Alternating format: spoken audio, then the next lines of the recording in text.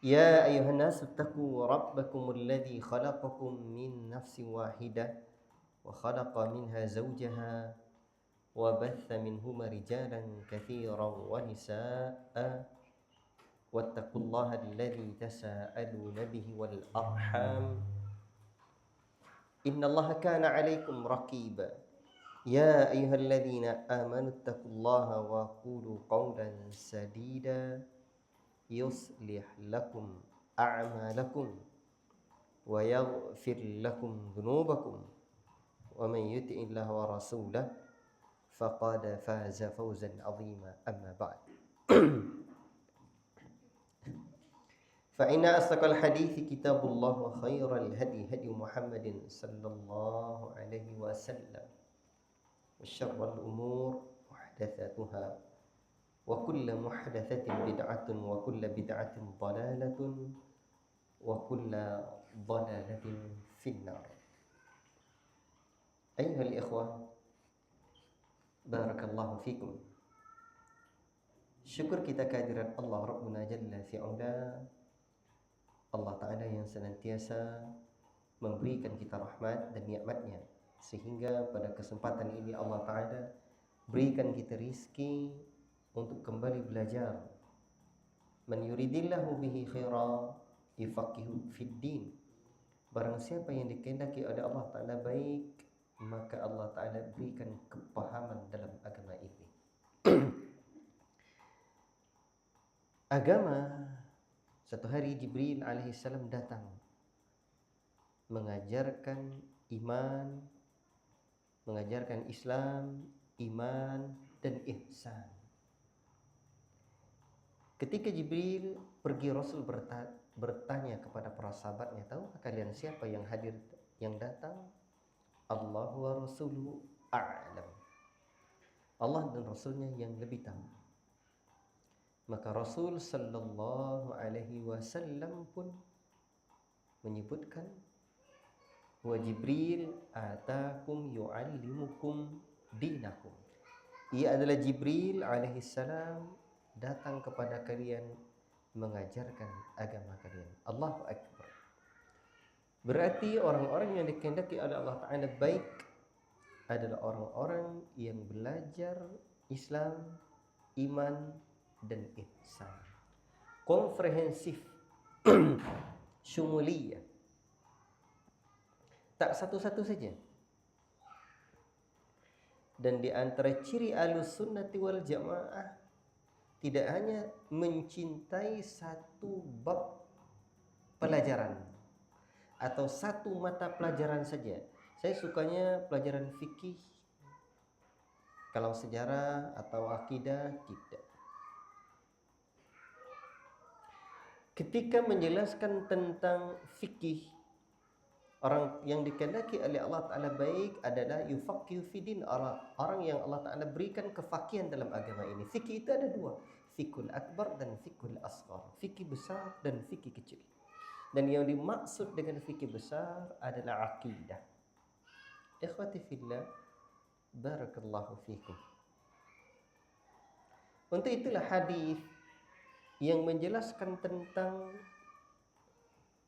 iman, Islam dan ihsan. Islam, iman dan ihsan itu dikenal dengan hadis Ummus Sunnah, induknya hadis atau induknya sunnah. Maka untuk itu saya menasihati diri saya pribadi dan semoga menjadi pelajaran pula bagi kita bersama untuk terus mencintai ilmu din. Tidak hanya ilmu fikih, bahkan yang lebih utama adalah ilmu akidah. Ilmu akidah. Ketika kita tidak mencintai sunnah Nabi, kita kotak-kotak sunnah Nabi sallallahu alaihi wasallam, maka kalau tungku Pak, dia ada 3, sehingga dikenal dalam bahasa orang tua kita 3 tungku sejorangan. Tungku itu ada 3 dulu ya, kalau sekarang udah lebih canggih lagi. Yang kita sebut 3 tungku sejorangan ini. Jadi kalau tungku yang 3 ini satunya rendah, tergendeng kuali. Apa bahasa Indonesianya? Kualinya tidak tepat, itu bisa tumpah. Tidak lurus, tidak datar, maka bisa tumpah. Dan agama ini juga ada 3 bagiannya. Apabila disebut iman, maka iman itu pembagiannya ada 3 dari sisi materi pelajarannya. 1 akidah, 2 ibadah, 3 muamalah. 1 ibadah, 2 ibadah, 3 muamalah. Kalau tidak dipelajari secara komplit, secara baik, secara keseluruhannya, maka bisa tergendeng. Untuk itu harus belajar. Dan sunnah Nabi Sallallahu Alaihi Wasallam bukan di kota-kota. Dalam pembahasan yang saya maksud. Dan sunnah adalah hal yang akan menyelamatkan kita. Makanya Al-Imam Malik rahimahullah dulu menyebutkan as-sunnah kas-safinati Nuh. Sunnah bagaikan sampannya atau perahunya, bukan sampan lagi, kapalnya Nabi Nuh alaihi salam. Sunnah itu bagaikan perahu atau kapal besar Nabi Nuh alaihi salam. Bagaimana kapal Nabi Nuh alaihi salam? Ingatlah kita bagaimana kisahnya Nabi Nuh alaihi salam ketika membawa kaumnya dan orang-orang yang tidak mau mengikuti Nabi Nuh alaihi salam, maka ia tenggelam. Makanya Al-Imam Malik rahimahullah dengan sangat lantang mengatakan as-sunnatu safinatu Nuhin man rakibaha naja wa man takhallafa anha ghariqa.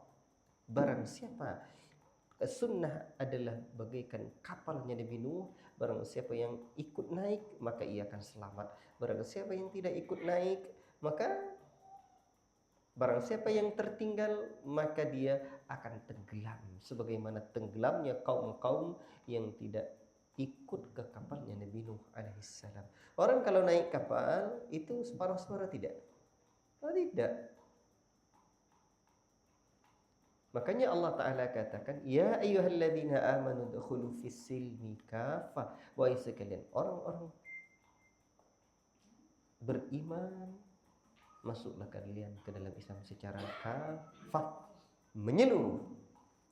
Dan ahlus sunnati wal jamaah terkait tentang bab ilmu ini adalah orang yang senantiasa sangat-sangat mencintai ilmu. Di antara simati ahli sunnati wal jamaah al-ilmu. Di antara karakteristik ciri khas ahlus sunnah adalah mereka adalah orang yang sibuk diri dengan ilmu dan menyebarkan ilmu. Dan agama ini tidak akan tegak kecuali dengan ilmu. La ilaha illallah.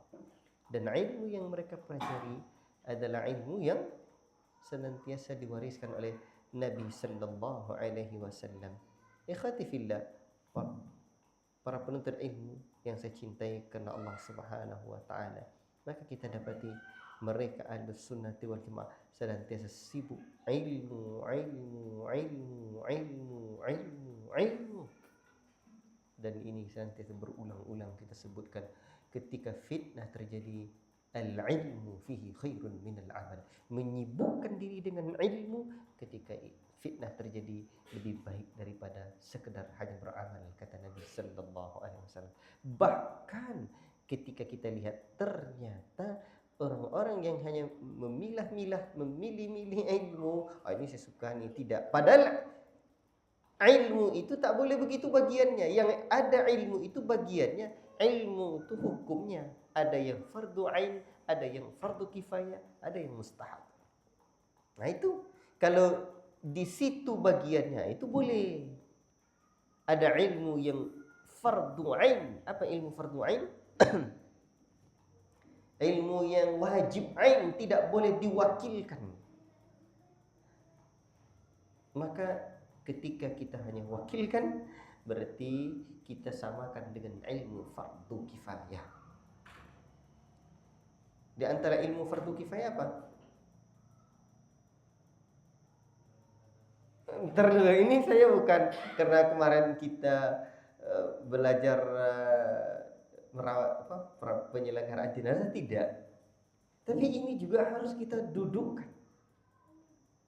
Jadi, tapi saya tadi tidak berniat ya dari awal, oh ini contohnya, tidak. Ini tiba-tiba saja. Ini jangan dikira ini udah dirancang sama Ustaz. Tidak. Qadarullah saya ini contohnya. Jadi ada ilmu fardu ain, ada ilmu fardu kifayah, ada yang mustahab. Jadi jangan sampai kita ilmu yang fardu ain kita sepelekan, sementara ilmu fardu kifayah kita seriusi.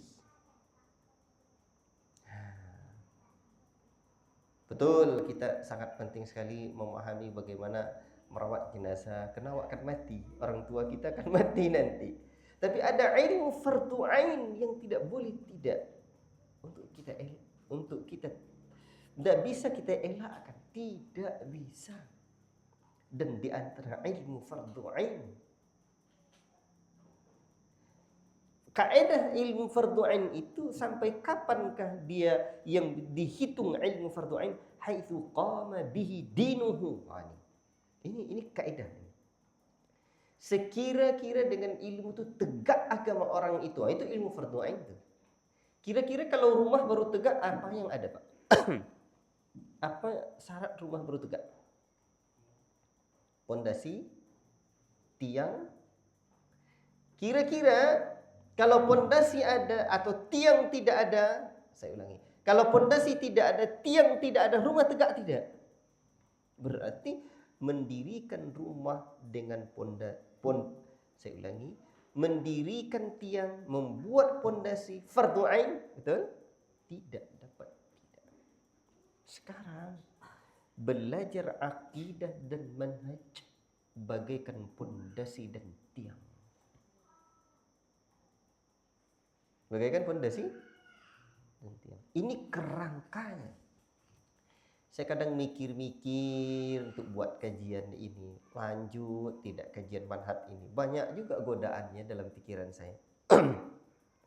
Karena saya tengok sekarang butuh kajian fikih, saya tengok.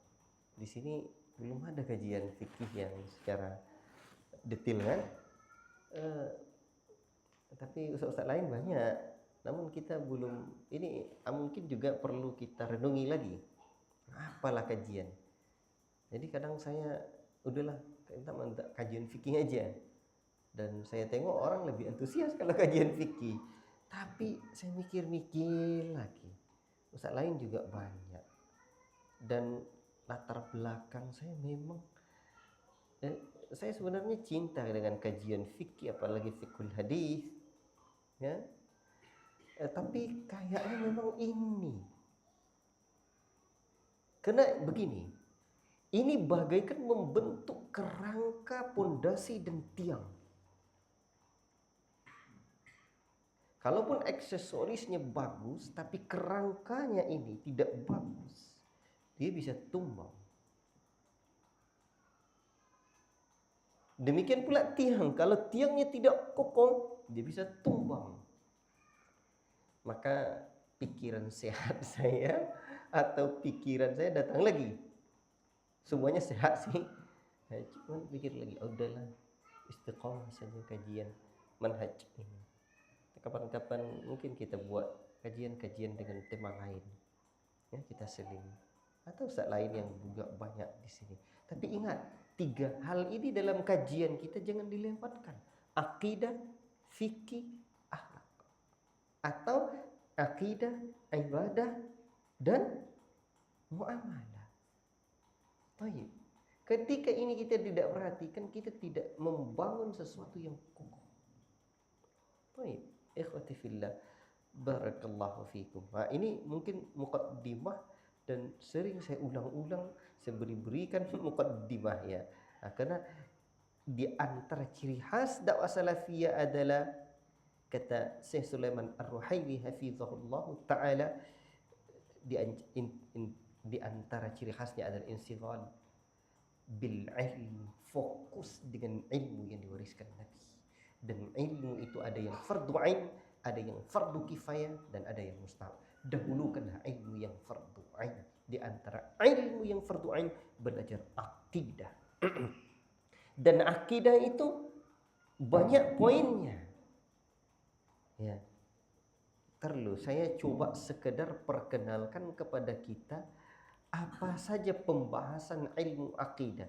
Tapi ini sebenarnya sudah sering-sering saya sampaikan. Entah kalau di sini saya lupa. Ya, coba sekarang ilmu akidah itu apa saja? Karena akidah ini panjang. Ruang lingkup ilmu akidah itu tidak sekurang dari 9 bab. Satu adalah bab tauhid wasyirik. Pembahasan atau mabhath tauhid wasyirik. Pembahasan tentang tauhid dan syirik itu yang pertama. Alhamdulillah di sini ada kajian tauhid. Yang kedua, babul imani wal kufri. Bab tentang iman dan kekufuran. Kufur ini banyak lagi. Di sini ada munafik, nifaq. Ya, ada beberapa hal yang mencampakkan kita ke dalam neraka dan menjauhkan kita dari surga. 1 bernama syirik, 2 bernama kufur, 3 bernama bid'ah, 4 bernama maksiat. 4 hal itu. Tauhid lawannya syirik lawannya adalah tauhid. Berarti selamatkan diri dari syirik menuju tauhid. Kedua, selamatkan diri dengan Islam. Selamatkan diri dengan iman agar terlepas kita dari kekufuran. Iman tuh banyak lagi. Iman tuh 6 rukunnya. Usulul iman. Pembahasan tentang iman. Ada lagi pembahasan yang disebut dengan nawaqidul iman, pembatal iman. Kalau ini kita yakini, ini kita kerjakan, batal iman kita. Ini namanya kan daftar isi pelajaran yang wajib kita pelajari, dan ini fardhu ain. Baik. Ketiga, tadi apa? Nifaq, kemunafikan. Kemunafikan itu ada lagi nifaq akbar dan nifaq asghar. Nifaq kemunafikan yang besar dan ada kemunafikan yang kecil. Baik. Dan ada ciri-ciri orang munafik. Dan orang munafik itu innal munafiqina fid darkil asfali minan nar. Nabi Allah Ta'ala mengatakan sesungguhnya orang munafik di tempatnya adalah di kerak neraka. Ajib. La ilaha illallah. Masa ajib? La ilaha illallah. Di kerak neraka. Ibn Abi Mulaikah menyebutkan aku mendapati puluhan para sahabat. Berapa orang? 20 sekian orang para sahabat atau 30-an. Maka saya mendapati semua mereka yakhafunan nifaq. La ilaha illallah. Mereka takut diri mereka tertimpa dengan kemunafikan. La ilaha illallah. Itu para sahabat. La ilaha illallah. Mereka takut dengan nifaq. Ayat. Adraktu 30 min ashabin Nabi sallallahu alaihi wasallam. Aku mendapati 30 orang sahabat Nabi sallallahu alaihi wasallam, kulluhum yakhafun nifaqa ala nafsihi. Semua mereka takut kemunafikan itu tertimpa diri mereka. Padahal sahabat itu adalah abarru hadhil ummati, orang yang paling baik hatinya di kalangan umat ini. La ilaha illallah. Takut mereka tuh kemunafikan tertimpa diri kita. Mereka hidup di zaman wahyu ada, dan mereka orang yang disebut Nabi sebaik-baik khairul qurun, sebaik generasi. Takut mereka kemunafikan menimpa diri mereka. Bagaimana kira gerangan di zaman kita? La ilaha illallah. Makanya pelajaran tentang ini wajib ain. Ini. Baik, apa lagi? Kemudian maksiat tadi. Maksiat lawannya taat. Dan taat yang maksiat yang paling besar, itulah dia al-kabair. Alhamdulillah sini dipelajari. Kitab-kitab dosa besar Al-Imam Adz-Dzahabi rahimahullah taala. Itu udah pas. Baik, ikhwati fillah, barakallahu fiikum. Ini apa namanya? Ilmu fardu ain harus kita pelajari. Itu apalagi tentang bab tentang akidah itu takfir, mengkafirkan, tidak sembarangan. Jangan sembarangan mudah-mudah mengkafirkan. Apalagi arkanul iman, rukun iman, al-asma wal ahkam, al-wala wal bara, al-milal wal nihal, ahlul bait was sahabah, ahkamud diyar. Kan panjang lagi. Haji. Ketika saya bertanya meminta kepada Syekhuna Uthman As-Salimi hafizallahu taala, Syekh tolong berikan kami dai. Kami butuh kekokohan di dalam manhaj. Apa kita ya kan saya minta kajian tentang manhaj. Apa kata Syekh? Berarti kita belajar kitab-kitab akidah. Karena dengan memahami poin-poin akidah inilah, disitulah tolak ukur akidah dan manhaj orang tersebut kokoh. Orang kalau berbicara soal manhaj tapi dia tidak belajar ilmu akidah dengan mendalam, tidak kokoh. Makanya ada poin-poin nanti yang membuat keluar seseorang dari Ahlussunnah. Satu adalah menyelisih prinsip dasar akidah atau kesepakatan Ahlussunnah wal Jamaah. Ini sebenarnya apa yang saya sebutkan di sini adalah tentang kita betapa pentingnya kita memperhatikan ilmu, dan ilmu hendaklah kita perhatikan ilmu yang fardu ain. Kategori tentang ilmu manhaj atau pembahasan tentang manhaj, kita dengarkan pembahasan penjelasan guru-guru kita, maka ia kategorinya adalah fardu ain. Dia kerangka.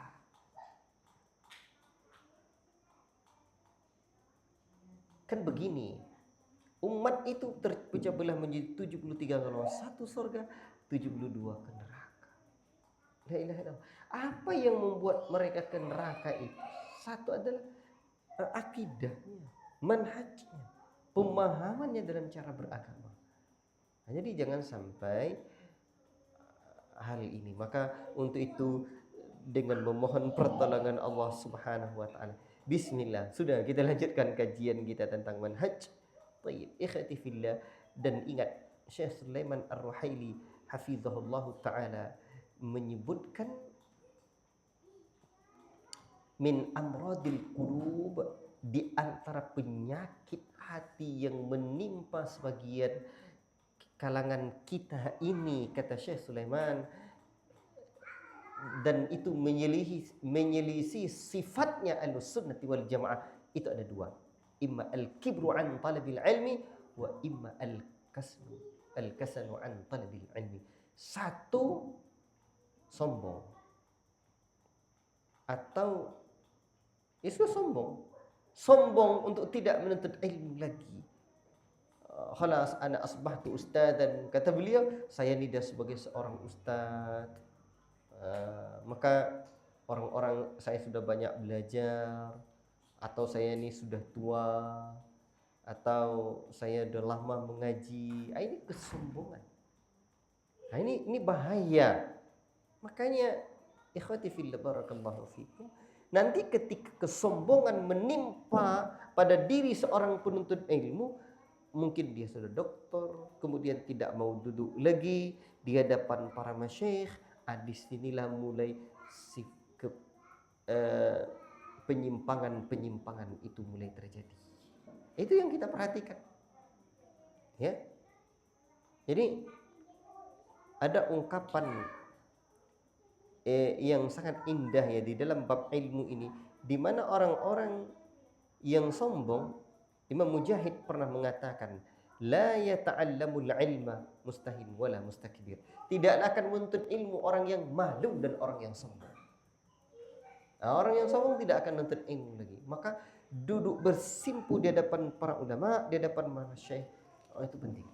Kalau tidak, disitulah bahayanya la ilaha illallah, la ilaha illallah. Baik, ikhwati fillah, barakallahu fikum. Maka terus ilmu. Yang kedua apa tadi? Malas dalam menuntut ilmu. Makanya Kalau adalah bentuknya yang malas tu, mungkin malas tu bentuk yang paling jelek dan buruk di muka bumi ini. Apa kamu nak mau malas saja ya? La ilaha illallah. Tayyib. Ini sedikit tentang muqaddimah di dalam ilmu. Ini penting sekali ya ikhwan. Barakallahu fikum, untuk selalu kita perhatikan dan kita perhatikan, karena sesungguhnya kita hidup di zaman fitnah terjadi. Baik. Malam ini saya ingin membahas 6 prinsip utama dakwah as-salafiyah atau manhaj as-salafiyah di dalam hadis Irbad bin Sariyah.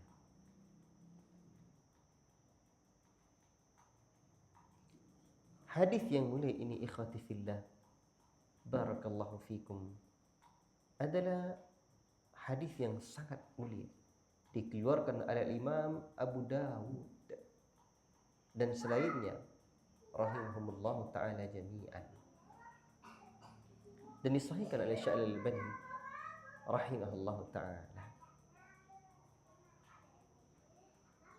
Kata Irbad, "Shalla bina Rasulullah sallallahu alaihi wasallam." Rasul sallallahu alaihi wasallam salat bersama kami. Lalu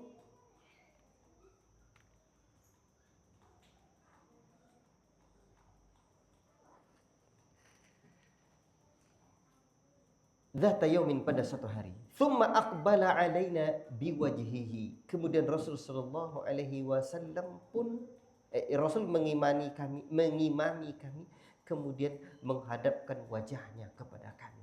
Jadi Rasul pun menghadapkan wajahnya kepada para sahabat. Fawa'adhana mau'izatan balighatan. Lalu Rasul sallallahu alaihi wasallam pun memberikan nasihat dengan nasihat yang mendalam kepada kami. Wajilat minhal qulub, di mana hati-hati kami pun bergetar. Wa zarafat minhal uyun, dan air mata kami pun berlinang. Artinya nasihat Rasulullah SAW ini membekas di dada para sahabat. Lalu fakunna ya Rasulullah ka'annaha mau'izatu muwaddi'in fa'awsina. Karena terasa begitu mendalam nasihat Rasulullah SAW ini, maka para sahabat berkata, ya Rasulullah, seolah-olah ini adalah nasihat perpisahan, nasihat orang yang akan berpisah. Fa'awsina, beri kami wasiat ya Rasulullah. Artinya para sahabat seakan-akan merasakan ini seperti wasiat orang yang akan seperti nasihat orang yang akan berpisah. Kalau orang tua kasih nasihat sama anaknya pergi sekolah, dia kan kadang kan nasihatnya betul-betul terlahir dari hati, membuat air mata berlinang. Dan kadang kita tidak lagi memberi nasihat kepada orang, air mata saja kita saja yang berlinang, air mata orang yang kita kasih nasihat tidak berlinang. Oh, ini tidak. Air mata para sahabat berlinang, hati mereka pun ciut. Maka para sahabat meminta, fa'awsina, tolong beri kami wasiat ya Rasul sallallahu alaihi wasallam. Kita azan dulu. Azan dulu. Tafadhal. Barakallahu fikum.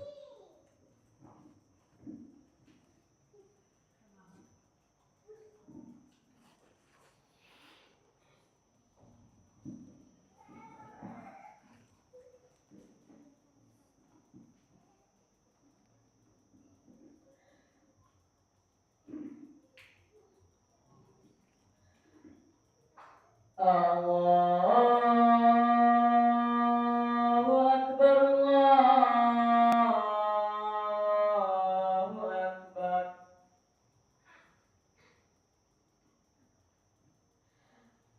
Allahu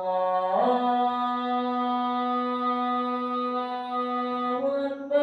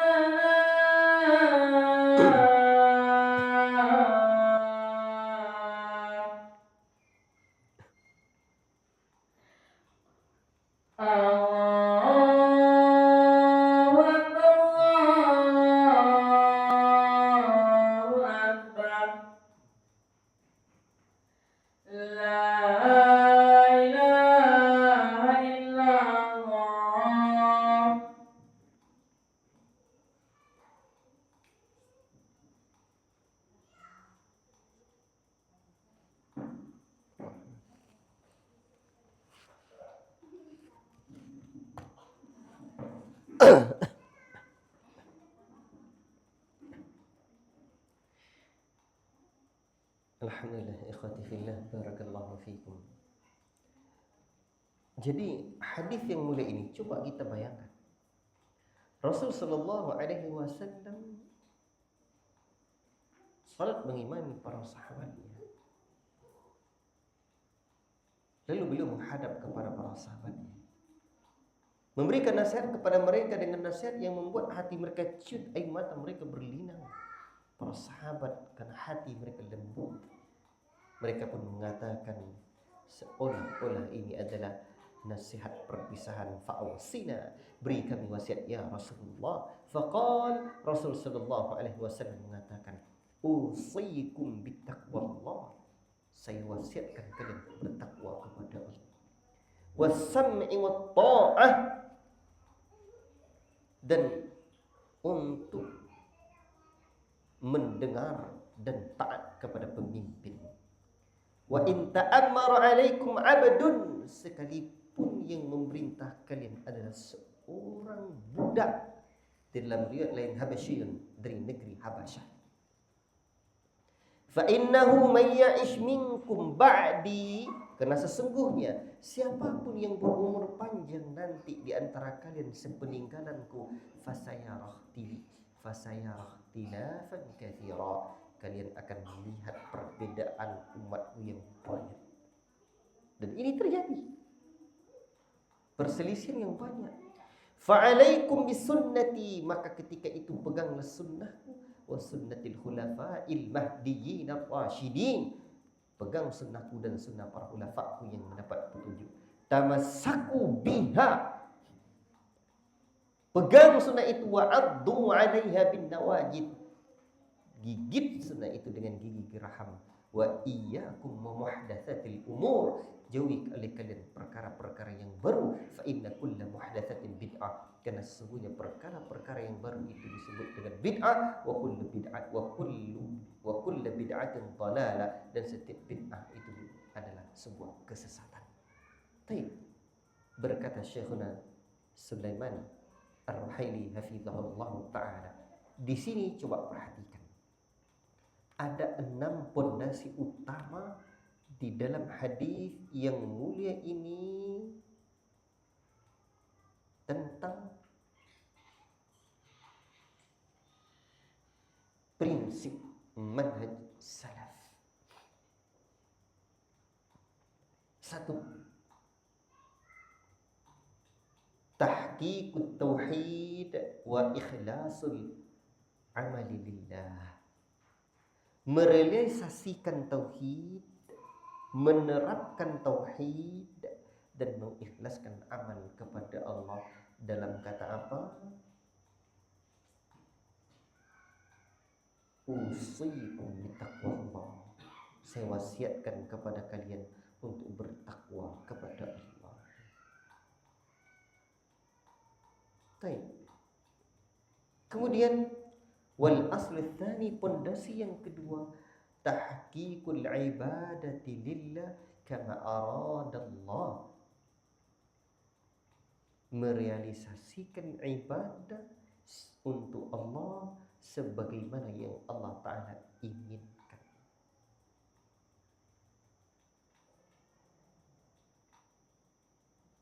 Yang ketiga, luzumul jama'ati, istiqamah mengikuti al-jama'ah, was-sam'i wat-ta'ah, taat dan patuh kepada para pemimpin yang bukan dalam kemaksiatan.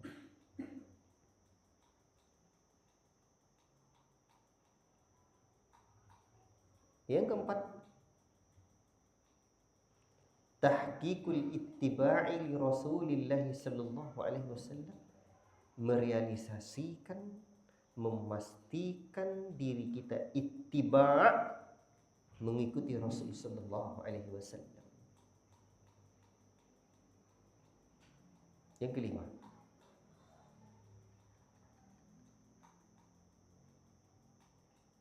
luzumu fahmi salafis salih, mengikuti manhaj generasi salafus salih. Yang keenam, al-hadru minal bid'ah wa tahdhiru minha, waspada terhadap bid'ah dan menjauhinya. Baik. Coba diperhatikan. Yang pertama apa? Yang pertama, memastikan tauhid. Yang kedua, ibadah kepada Allah. Kata Syekh Sulaiman, ini ada dalam sabda Nabi, usikum bittaqwallah. Saya wasiatkan kalian untuk bertakwa kepada Allah. Dan takwa yang paling takwa adalah tauhid. Sebagaimana maksiat yang paling maksiat adalah syirik.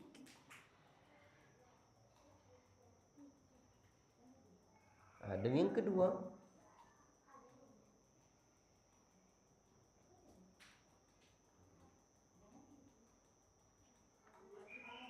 beribadah kepada Allah Subhanahu wa taala. Baik. Yang kedua apa tadi, Pak? Yang kedua apa? Baik. Kemudian yang ketiga. Apa yang ketiga?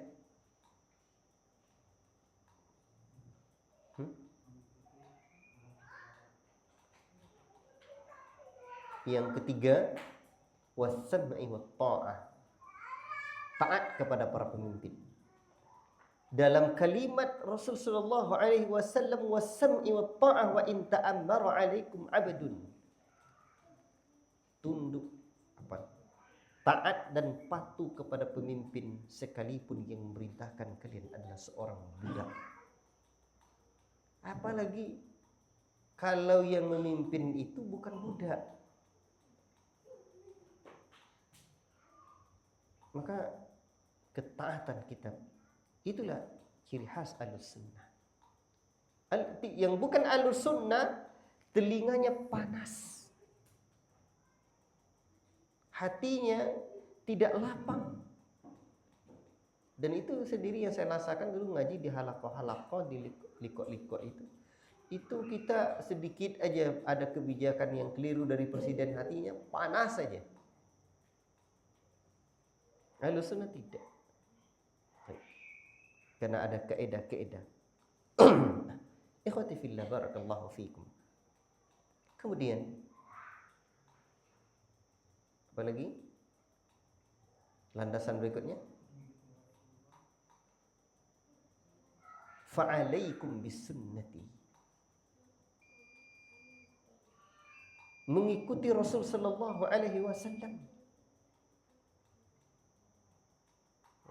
Di sini kan disebutkan, ketika kalian berumur panjang nanti sepeninggalanku, maka kalian akan melihat perbedaan umat yang banyak. Dan terbukti Rasul tidak hanya menyebutkan masalah, tapi juga apa?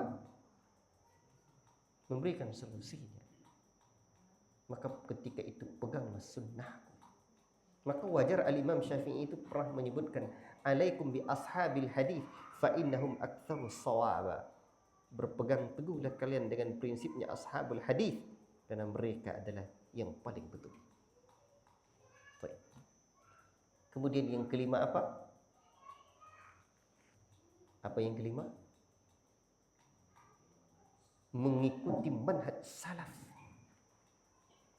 Dalam ucapan Nabi, fa'alaikum bis sunnati afwan wa sunnatil khulafa'il mahdiyyin ar-rasyidin, dan berpegang teguh dengan prinsip para khulafaku yang mendapat petunjuk.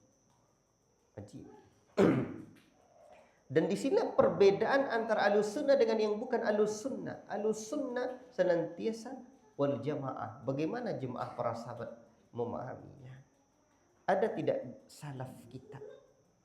Ada tidak pendahulu kita di kalangan murid para sahabat yang memahami seperti ini? Baik. Yang keenam apa? Apa yang keenam? Hati-hati dengan bid'ah dan menjauhinya. Wa iyyakum wa muhdatsatil umur fa inna kulla muhdatsatin bid'ah. Jauhilah perkara yang baru, karena perkara yang baru itu disebut bid'ah, dan setiap bid'ah itu adalah sebuah kesesatan. 6 itu. Maka kalau ada yang tidak perhatian dengan yang 6 ini dia tidak perhatian dengan usul, dengan pondasi manhajus salaf. Misalkan dalam masalah yang bid'ah misalnya, dia harus waspada. Sampai-sampai para ulama menyebutkan definisi Islam sebagiannya. Dulu saya belajar kitab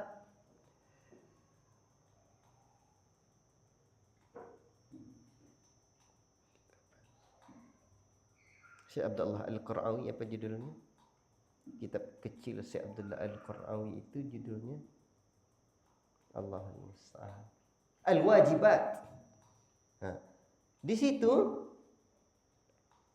kan diulang lagi perkataannya, beliau bawakan lagi perkataan, kan beliau kumpulkan perkataan-perkataannya Syekh Muhammad bin Abdul Wahhab. Definisi Islam disebutkan oleh Syekh Muhammad bin Abdul Wahhab adalah al-istislamu lillahi bitauhid wal inqiyadu lahu bitta'ah wal bara'atu minasyirki wa ahlihi. Berserah diri kepada Allah dengan mentauhidkan Allah dan tunduk kepada Allah dengan mentaatinya. Sebagian ulama kita, seingat saya Syekh Muhammad Al-Imam ni, tapi perlu dicek lagi, beliau menambahkan wal bid'atu wa ahliha, serta berlepas diri dari bid'ah dan para pelakunya. Karena nas-nas hadis-hadis yang menjelaskan tentang kita harus hati-hati dengan perkara bid'ah itu luar biasa. Bahkan Sufyan Ats-Tsauri menyebutkan, Sufyan Ats-Tsauri ya, al-bid'atu ahabbu ilal iblis minal maksiyah. Bid'ah lebih disukai oleh iblis daripada maksiat. Jadi iblis itu menipu anak manusia itu ada beberapa tahapan. Satu, menjerumuskan manusia dalam syirik dulu. Kalau selamat, kemudian mereka tipu dalam kebid'ahan. Yang ketiga, melakukan dosa besar. Yang keempat, melakukan dosa kecil. Yang kelima, meninggalkan perkara-perkara yang besar keutamaannya. Yang keenam, mengasihkan manusia dalam perkara mubah sehingga terjauhkan dari perkara-perkara yang memiliki pahala. Berarti yang kedua tadi apa? Ini perkataannya Imam Ibnu Qayyim rahimahullah ta'ala. Syaitan menggoda anak manusia. Yang kedua tingkatannya adalah menyibukkan diri manusia, menjerumuskan manusia dalam kebid'ahan. Karena kata Sufyan, bid'ah, maksiat itu orang tahu bahwa itu adalah kemaksiatan, sehingga dia mudah untuk melakukan tobat. Namun bid'ah orang menganggap itu adalah sebuah kebaikan sehingga dia sulit untuk bertobat. La ilaha illallah. Untuk itulah Ahlussunnah wal Jamaah perhatian dalam hal ini. Sangat-sangat perhatian dalam perkara bid'ah ini. Tidak mendekat-dekat kepada bid'ah, sangat-sangat menjauhi bid'ah dan para ahli bid'ah. La ilaha illallah. Ini perhatian yang hari ini kadang-kadang tidak diperhatikan lagi oleh Ahlussunnah yang telah menisbatkan dirinya kepada dakwah as-salafiyah juga. Tidak perhatian. Padahal di dalam hadis Irbad bin Sariyah yang disebut dengan hadis wasiat perpisahan tadi, hadis itu kan disebut dengan hadis perpisahan. Wasiatun waddi'in, wasiat perpisahan. Wa iyyakum wa muhdatsatil umur. Tak cukup hanya Nabi menyebutkan berpegang teguhlah dengan sunnahku, dengan para khulafa rasyidin. Tidak cukup hanya sampai di sana. Di akhirnya Nabi menyebutkan, jauhi oleh kalian perkara baru. Karena sungguhnya perkara baru itu adalah bid'ah, wa kullu bid'atin dhalalah. Tetapi bid'ah itu adalah sesat. Dalam riwayat lain disebutkan wa kullu dhalalatin finnar. Sesungguhnya setiap kesesatan itu terancam dengan neraka. Karena bid'ah itu adalah sebuah dosa. Dan kita beribadah kepada Allah, an-na'budallaha kama yuridullah. Kita beribadah kepada Allah sebagaimana yang Allah inginkan, bukan seperti mau-mau dan yang kita inginkan saja. Bagaimana Allah inginkan? Qul in kuntum tuhibbunallah fattabi'uni. Katakanlah hai Muhammad, jika betul-betul kalian mencintai Allah, maka ikutilah aku. Mengikuti Nabi sallallahu alaihi wasallam. Ini yang perlu, yang sangat-sangat kita perhatikan. Ketika ini tidak kita perhatikan, maka malapetaka, la ilaha illallah, akan menimpa diri kita. Ikhwati fillah, barakallahu fikum. Ini memastikan dalam diri kita ada tauhid. Ini yang pertama. Terus memastikan dalam diri kita ada ittiba, mengikuti sunnah Nabi. Dan ternyata tidak akan sempurna ikutnya kita dengan sunnah Nabi Sallallahu Alaihi Wasallam kecuali kita tinggalkan perkara-perkara kebid'ahan, perkara-perkara kebid'ahan. Untuk itu kita harus bertanya, sekarang saya sudah betul-betul cinta kepada Allah tidak? Kalau cinta pada ikuti Nabi. Sudah betul-betul tidak saya ini masuk ke dalam Islam ini secara sempurna? Masih ada tidak dalam diri saya masih mendekat-dekat kepada muhdatsatil umur? Ini perkara-perkara yang baru. Jadi tahqiqut tauhid, memastikan dalam diri kita ada tauhid, wa tajridul ittiba, dan memastikan dalam diri kita betul-betul murni ittiba kepada Nabi. Itu dimulai dari hati. Kalau hati kita saja tidak benci kepada bid'ah, bagaimana pula lisan dan anggota badan diri kita akan menjauhi perkara bid'ah? Maka kalau begitu perlu kita belajar lagi. Apa yang kita pelajari? Bahaya bid'ah. Nanti diuraikan dalam hadis-hadis seperti dalam kitab Al-I'tisamnya Al-Imam Asy-Syatibi, itu disebutkan betul tentang bahaya bid'ah. Bid'ah itu bahayanya ini, hadisnya ini.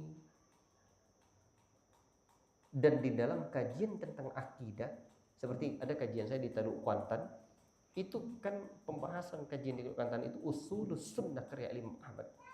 Dan orang Teluk Kuantan dulu kan minta kajian apa? Ya, kajian manhaj. Kalau kajian manhaj, kitab yang bagus, kalau ada kaitannya juga dengan akidah, usulus sunnah karya Imam Ahmad rahimahullah ta'ala. Kami sudah ngaji 29 kali pertemuan, hanya sekali sebulan.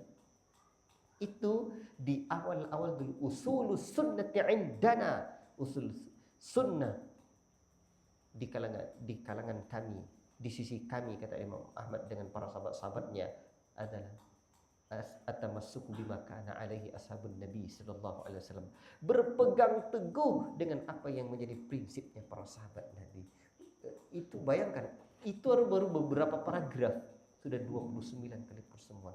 Di antara yang juga dalam luas kita bahas adalah perkara bid'ah. Dan di antara rujukan yang bagus dalam perkara ini adalah kitab Al-I'tisam karya Al-Imam Syatibi rahimahullah ta'ala.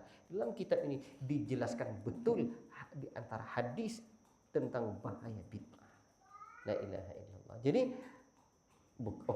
kita tidak wa'tasimu bihab. Kita betul bergaul dengan masyarakat. Betul tak boleh kita tak bergaul. Tapi kalau pergaulan itu sudah ada dalam hal yang menjerumuskan kita kepada bid'ah, itu perlu ditanyakan lagi diri kita, keabsahan, apalagi atau betulnya kita sebagai seorang Ahlussunnah itu di mana? Betulnya kita sebagai orang Ahlussunnah itu di mana? La ilaha illallah. Contohnya sekarang nih tentang bahaya bid'ah. Dan para pelakunya. Para ulama kita kan menyebutkan la tujalisu ahlul ahwa. Jangan duduk kalian bersama ahlul ahwa. Duduk dalam makna mungkin kita menyetujui perbuatan bid'ahnya atau terlalu bermudah-mudahan di dalam masalah kebid'ahan itu. Kemudian mungkin sudah seperti model orang-orang ahlul bid'ah lagi. Di mana kita letakkan hal ini? Allahul musta'an. Ikhwati fillah, tidakkah kita takut di mana ada satu hadis yang disahihkan oleh Syekh Al-Albani rahimahullah taala dalam Sahih At-Targhib wa Tarhibnya, innallaha hajabat taubata an kulli sahibi bid'atin hatta yada' bid'atahu. Sesungguhnya Allah menghalangi taubat dari setiap pelaku bid'ah sampai ia meninggalkan kebid'ahannya. Orang yang taubat itu adalah satu, betul menyesali perbuatannya yang telah berlalu karena dia memandang itu adalah sebuah dosa. Yang kedua, dia bertekad untuk tidak mengulanginya lagi.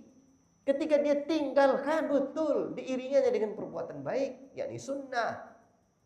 Sekarang masih kita samperin kebid'ahan itu. Apakah Allah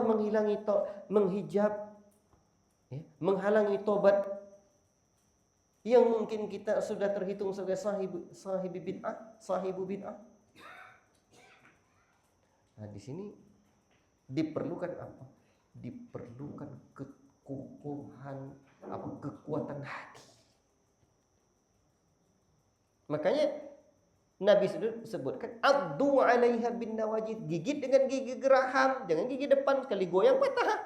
Kalau gigi samping kokoh. Makanya kan sering disebut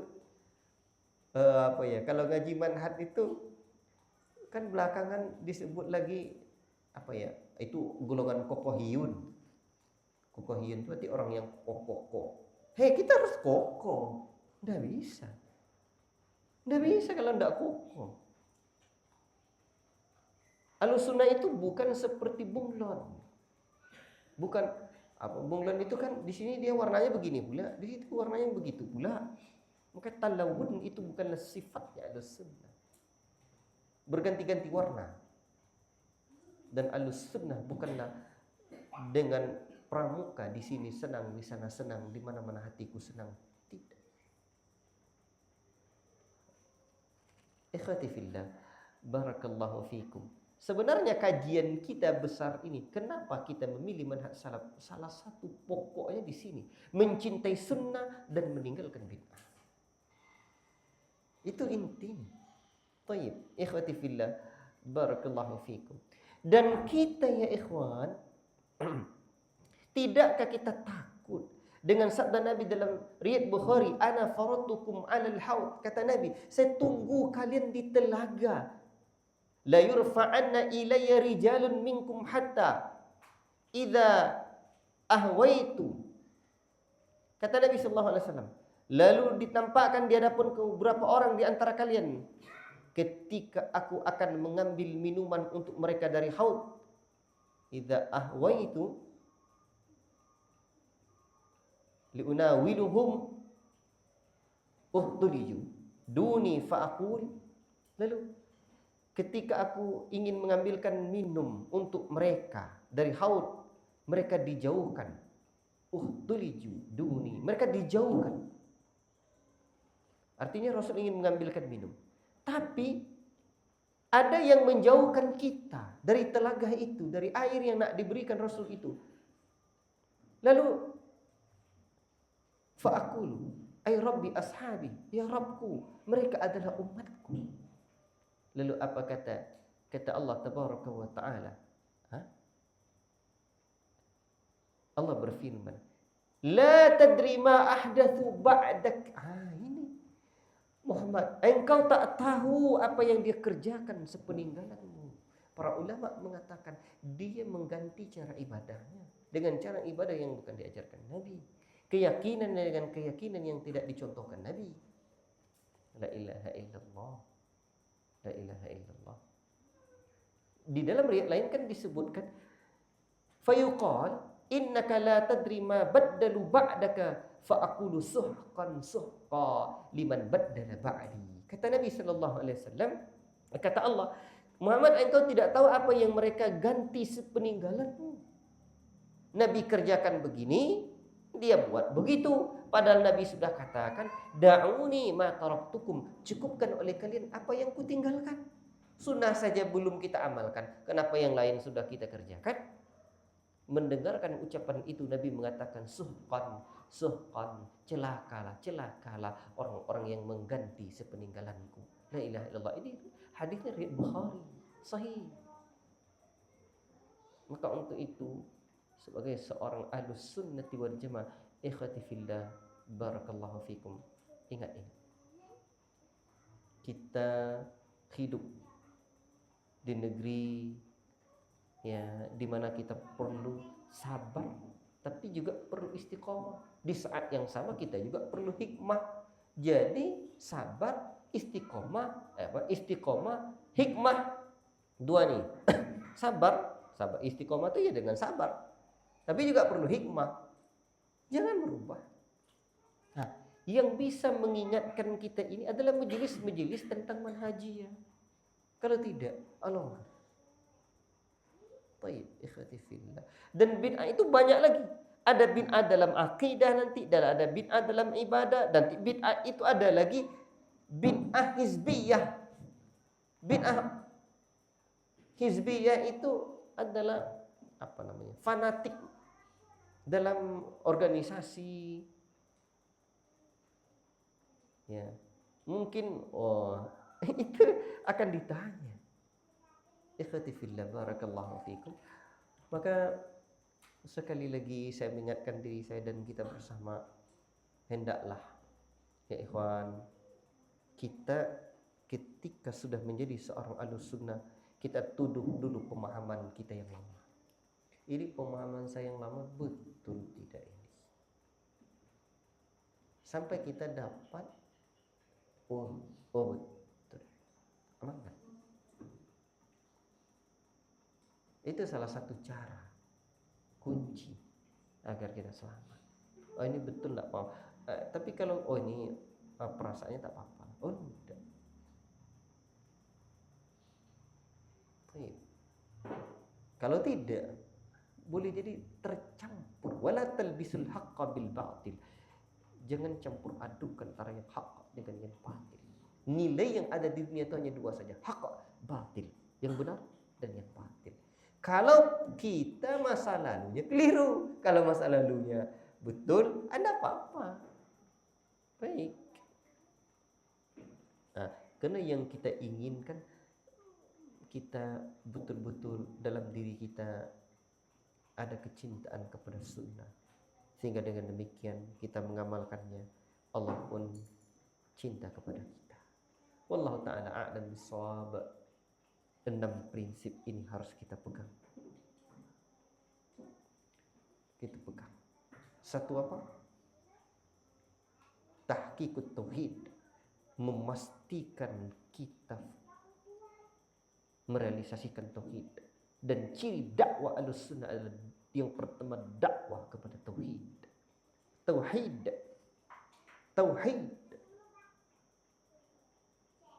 Dan ilmu tauhid itu mendalam. Dan tauhid itu ada 3. Tauhid Rububiyah, uluhiyah, asma' was sifat. Hendaklah kita tidak hanya belajar tauhid uluhiyah, tapi juga belajar tauhid asma' was sifat. Mengenal nama Allah. Ketika kita belajar akidah ini, tapi rasanya hati kita tidak lembut, itu ada yang salah dalam cara belajarnya. Mungkin pembahasan asma wa sifatnya kurang. Karena di pembahasan tentang nama dan sifat Allah, mendalam. Ikhwan, kemarin Pak Sugi hadir di kajian di Talu itu pembahasan tentang ru'yatullah saja, melihat Allah di akhirat. Itu sudah 3 kali pertemuan. Itu sudah 3 kali pertemuan. Melihat Allah di akhirat. Di dunia tidak bisa kita lihat. Nah, itu akidah. Saya pribadi suka dengan pembahasan ini, rasanya ini yang saya butuhkan. Kalau keilmuan yang lain mudah kita dapat. Kadang kita tidak tahu pun, Ustadz ini tidak kenal, tapi apabila ada kajian manhaj dalam diri kita, mudah kita mendeteksinya. Ini orang manhajnya Ahlussunnah atau tidak. Pak, gimana ya? Sehingga kata guru-guru kita dulu ngaji kalau di tahun 90-an, kawan-kawan tahu dia ini Ahlussunnah atau tidak. Ini dakwanya di atas manhaj salaf atau tidak. Tapi belakangan karena kajian manhaj ini kurang, dan lama dia mendengarkan kajian Ustaz itu, tidak tahu dia bahwa Ustaz itu akidahnya bukan akidah Ahlussunnah wal Jamaah. Karena pembahasannya adalah pembahasan adab, etika, raqaiq, kelembutan hati dan lain-lain. Ternyata pemahamannya tentang akidah centang perenang tak kemana-mana. Nah, salah satu, ini contohnya, salah satu yang menjadikan seseorang Ahlussunnah dan tidak Ahlussunnah, tanyalah tentang ainallah. Apa jawabannya? Ini salah satunya. Maka dalam bab wa iyyakum wa muhdatsatil umur, menjauhi perkara-perkara baru, waspada terhadap bid'ah dan para pelakunya, maka kita perlu ditanya. Ilmu, inna hadzal ilma dinun fanzuru amma ta'khuduna dinakum. Sesungguhnya ilmu ini adalah bagian dari agama, maka perhatikan dari siapa kamu mengambil agamamu. Maka pastikan, kadang di grup saya kadang kaget juga. Rasanya kawan dah lama dia ngaji, tapi kok rekaman yang dikirimnya rekaman yang tak jelas manhaj ustadznya, dai-nya.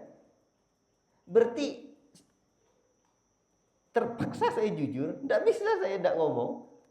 Berarti yang keliru selama ini dia hanya mengaji, mendengarkan kajian. Okelah kajian sunnah, tapi mungkin fikih sunnah, belum manhajus sunnah. Di antara metode manhaj itu kan metode dalam mengambil ilmu. Sebab generasi salaf tidak mengambil ilmu kecuali kepada Ahlussunnah. Nah, ini dia. Ngeser status juga demikian. Itu akan dipertanggungjawabkan di pengadilan Allah di hari akhirat kelak.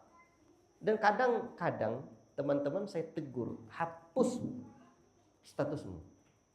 Kenapa Ustaz? Ini orang nih, dia tidak tahu. Itu hati-hati. Mungkin ada yang memang dia menyampaikan fikih sunnahnya luar biasa, menyampaikan hadis, tetapi dia mencela umara, pemimpin. Berarti dia keliru di dalam apa tadi? Pondasi yang apa? Wasam'i wa ta'ah. Dengar dan patuhi. Kata Nabi kan, wa in ta'ammarakum 'abdun, sekalipun yang memerintahmu adalah seorang budak.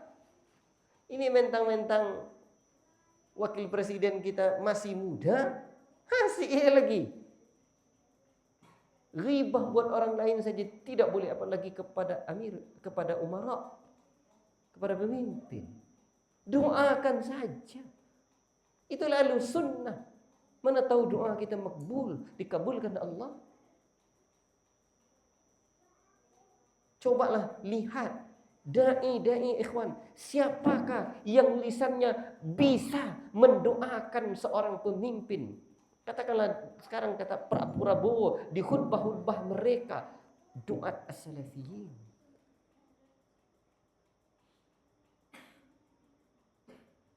Apa yang menjadikan mereka bisa mendoakan itu? Hati mereka dibimbing oleh salafun salih. Maka kata kunci pondasi yang keberapa itu? Alaikum bisunnati wa sunnatil khulafa'il mahdiyyin ar-rasyidin. Nah, itu kan kata kuncinya. Para khulafa yang mendapat petunjuk, berpegang teguh dengan manhaj generasi terbaik umat ini.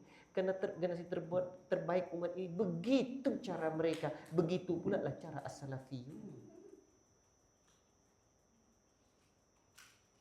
Maka bermanhaj salaf seperti yang dalam hal umara, mungkin barang semuanya naik, ini naik, itu naik. Kalau orang hizbiyun, mereka akan mengatakan yang turun presiden ini. Kalau kita ahlus sunnah semuanya tetap naik. Barang ini naik, itu naik. Doa kita sebagai ahlus sunnah juga tetap naik.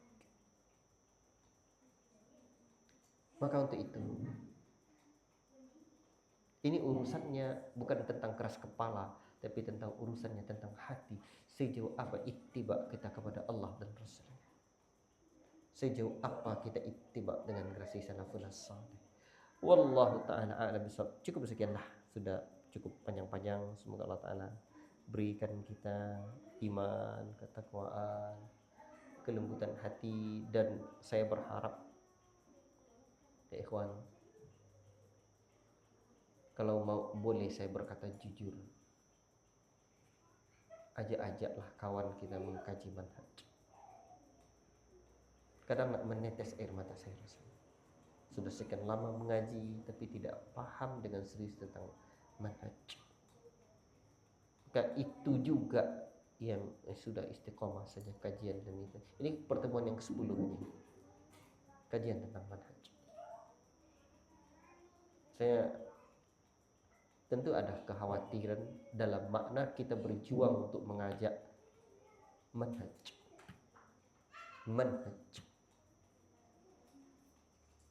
Demi Allah, saya dulu ketika saya duduk di majelisnya Syekh Ar-Ruhaili sebelum itu ya ikhwan,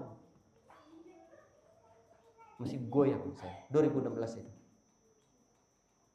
Dan yang membuat saya goyang sebenarnya adalah kekurangan ikhwan dan doa salafiyin dari sisi akhlaknya, dari sisi ini itunya.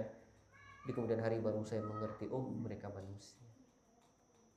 Maka air mata saya menetes di majelisnya Syekh Ar-Ruhaili yang membahas Kitabul Fitan dari Sahih Muslim. Saya menemukan hati di situ. Oh ini pilihan hidup saya. Apalagi ketika saya sudah dapat berkunjung bertamu ke rumah Syekh Abdul Razak, Masya Allah, duduk makan di samping beliau, saya makin melihat, oh luar biasa, dakwah salaf ini ternyata oknum saja yang bermasalah, prinsipnya betul. Ini contohnya para ulama akhlaknya mulia. Belum lagi ketika saya belajar berdakwah ke Jawa sana, saya dapati guru-guru kita, Masya Allah, begini tuh cara berdakwah. Makanya sekarang ini jadi buku nih pembahasan insya Allah. Judulnya memang kenapa kita memilih menjadi salafi. Insya Allah nanti sekitar 1 tahun atau 2 tahun, boleh mungkin saya, atau setahun sekian lah, atau lepas Ramadan, atau tengok-tengok kalau udah banyak mungkin saya sedikit share lagi. Ini di buku. Situ juga saya cantumkan sedikit perjalanan hidup saya. Ya. Jadi karena ini metode hidup kita. Dan ini tidak hanya soal metode, tapi perjuangan hidup. Kita tidak boleh malu. Salafi itu ya begini, dalam prinsip kuat, kokoh, tidak bisa digoyang-goyang. Tapi dalam mencintai masyarakat, kita mencintai masyarakat demi Allah. Dan semoga Allah Ta'ala luruskan hati saya dan niat saya. Saya belajar ilmu kesehatan itu kawan-kawan, dan saya bertekad sampai S3 nanti belajar ilmu kesehatan ini. Itu karena Allah berhidayah menjadi seorang salafi. Saya melihat dakwah salafiyah ini adalah duatnya dan ikhwannya mencintai masyarakat. Karena mencintai masyarakatlah kita belajar ilmu kesehatan. Maka kita pengen memberikan yang terbaik dalam hidup kita yang sesaat ini. Itu dia. Maknanya yang ingin saya sampaikan. Salaf itu ya begini. Dalam soal akidah dan keyakinan kita jangan ditawar-tawar. Udah bisa. Tapi dalam soal mencintai masyarakat, memberikan yang terbaik, apa yang bisa kita berikan, kita buat. Jadi bukan dakwah salaf itu hanya di masjid saja soal bid'ah membiarkan orang, tidak. Tapi dakwah salaf adalah khairun nas anfa'uhum linnas. Sebaik-baik manusia adalah orang yang paling banyak memberikan manfaat buat orang lain. Kalau bisa kita berikan manfaat dalam ekonomi, alhamdulillah. Dalam kesehatan, alhamdulillah. Dalam hal lain, alhamdulillah. Apapun. Doakan saya, semoga Allah Ta'ala berikan panjang umur. Saya tulis proyek tulisan saya, judulnya Al-Minhaj fi Bina'il Ummah Al-Hadis Sirat. Ini metode perjuangan dakwah, akidah dakwah. Itu juga saya cantumkan ilmu-ilmu yang lain di dalam situ, ilmu pertanian, ilmu kesehatan, dan ilmu-ilmu yang lain. Karena para ulama Ahlussunnah juga begitu. Dalam makna kita salafi, tapi beginilah salafi, tidak kaku-kaku seperti ini bayangkan orang, tapi kita bisa bermasyarakat, namun dalam prinsip akidah dan manhaj jangan kita wartawan. Wallahu ta'ala a'lam bishawab. Wa sallallahu alaihi wasallam ala nabiyina Muhammad wa ala alihi wa sahbihi ajma'in. Subhanakallahumma wa bihamdika asyhadu an la ilaha illa anta astaghfiruka wa atubu ilaik. Wassalamualaikum warahmatullahi wabarakatuh.